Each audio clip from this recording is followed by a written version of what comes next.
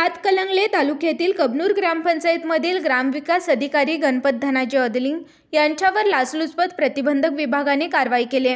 9,000 रुपयांची लाच स्वीकारताना अदलिंगला रंगेहात पकडले। जिल्हा परिषद मुख्यालयाच्या इमारतीत सोमवारी 22 जुलै रोजी सायंकाळी हा प्रकार घडला।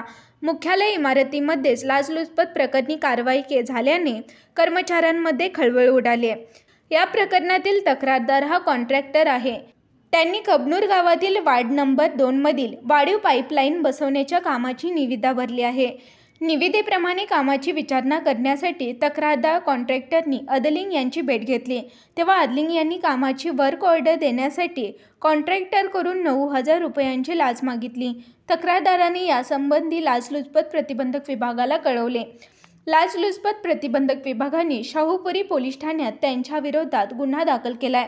ही कारवाई लाचलुचपत प्रतिबंधक विभागाने अतिरिक्त पोलीस निरीक्षक Bapu Salunkhe, police head constable Sunil Gosalkar, Sachin Patil, Sandeep Pawar यांच्या पथकाने ही कारवाई केली।